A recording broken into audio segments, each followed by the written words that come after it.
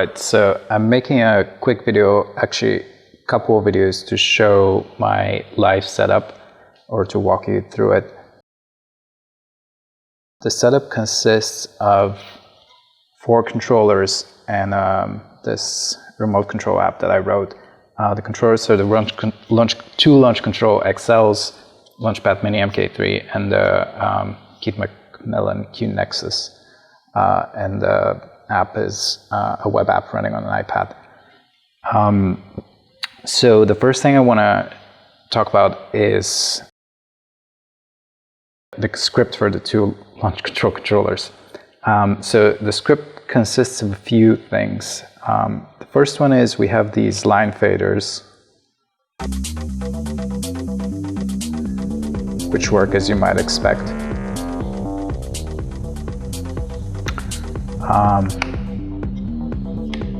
And then we have this handy grouping of tracks. So tracks 3, 8, and 12, track 12, are group tracks. And I've made this clear to myself by mapping the LEDs for group tracks to be red as opposed to off. And then I also put these stickers here. So most people just put stickers, but obviously this is like even more in your face and easier to remember that this is a group track and also works in the dark. We have track selection with the top row of buttons here, and you can see that in addition to the track changing in Bitwig, it's also changing here in the remote control app, and I'll talk more about that in the second video. This works on both controllers, so I could go through the 16 tracks. I only limit myself to 16 tracks because if I was paginating, it would throw me off. Basically, I'd forget what's where. For now, this is fixed and this is paginating. So when I select the track, you can see here in the Launchpad Mini MK3 that is going between tracks. And so this is track 9 is active here. If I press here, it goes back to track 1. So that's the track selection. It's pretty straightforward.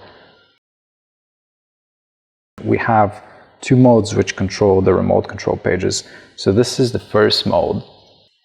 This row of knobs controls the 8 parameters of the active remote control page for the active device and the active track.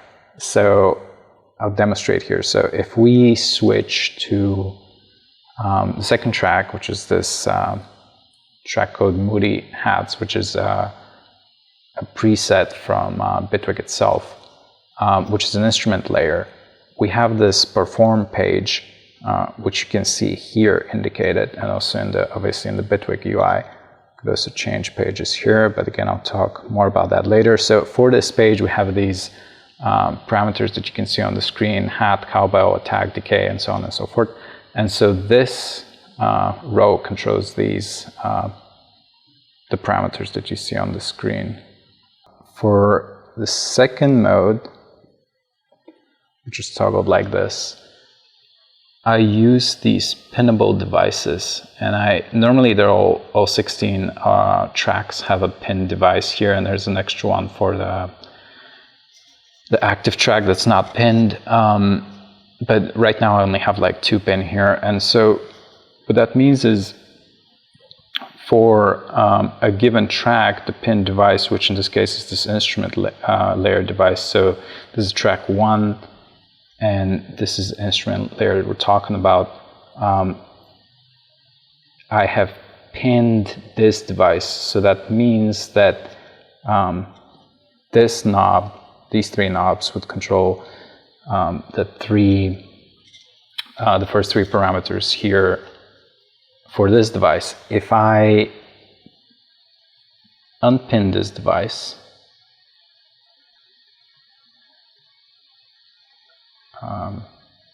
and pin the delay here, then the the remote control parameters would basically be controlling the delay now, and so on and so forth. These knobs are controlling the kick instrument layer, which is track 1, and then these knobs here are still controlling the second track and the first instrument. So this is this Moody Hats track with the volume of each layer within the instrument layer. So I toggled it here so you can see it, but basically you can control it even when it's not the active track. So this, like I said, is set up for all these 16 tracks, and I can also to have all 3 knobs here control the devices per track, then I could free up the third roll. But most of the time on the first controller, I have it controlling the active one. So this is pretty much everything that the Launch Control XL script does right now. I previously had 2 Nano Control MK2s doing some similar stuff and also having some extra functionality, but now I've shifted much of that functionality to the remote control app, and I'll make a separate video about that, like I said. And some of the functionality I removed because I find it more straightforward to basically have these 2 controllers do less and to kind of do anything more complicated like elsewhere. In addition to the launch controls, I have, as you can see, the Launchpad Mini MK3. That's running Moss's extension, so you can go online and read more about this or watch one of his videos about it. The one thing I want to show here is that there's this new mode that Moss added, maybe partially because I requested something similar to this mode, not exactly this, but similar. In this mode, you could control basically Bitwig as if this is a mixer. So this is the record arm track, this is solo, mute, I forgot what this is. Oh, this is stop, and so on and so forth. And so you have that per row. This is quite handy because previously I was trying to put these controls here and it's not enough buttons. So it's much easier to have something like this. In an ideal world, this mode would actually work differently for me, meaning I could pin the rows that I would like here and then still have the top part of the grid be the session view or the clip launcher. But fortunately, he coded however he thought it was a good idea and not how I was asking for it. But it still works in that I could use these bottom 4 rows here, and then I could toggle to the session view if I want to. In the future, I might get a second Launchpad Mini or get 2 regular sized Launchpads just so that I have like the 16 tracks visible in the clip launcher in the session view here, but for now it works okay. It doesn't bother me too much that I have to switch pages.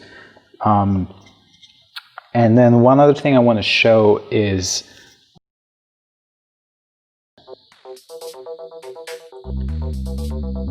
so I have this patterning app here, sequencing.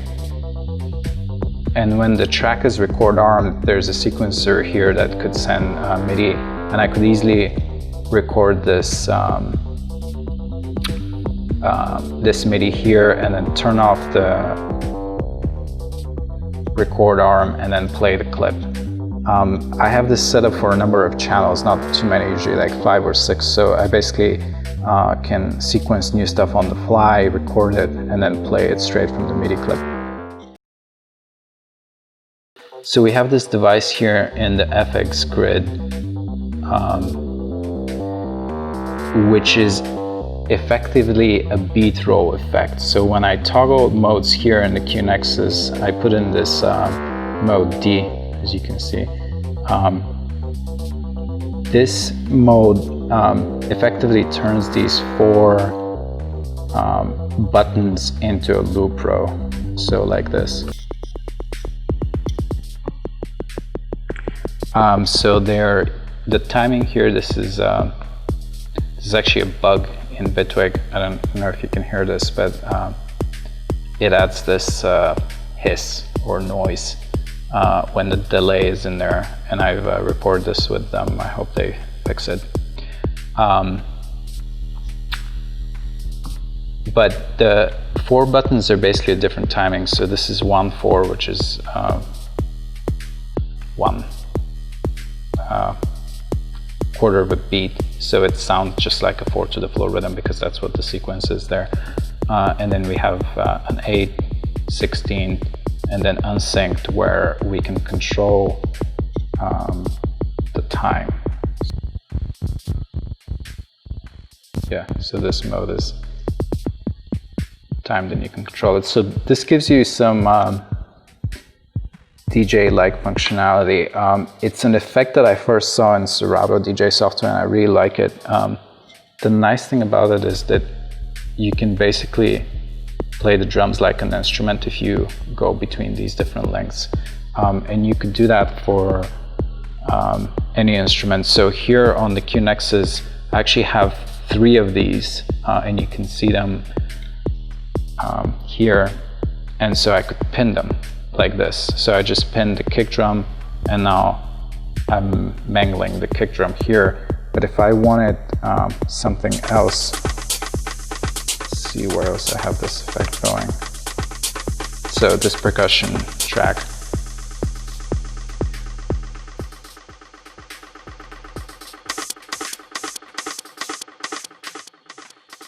I could pin this as well here.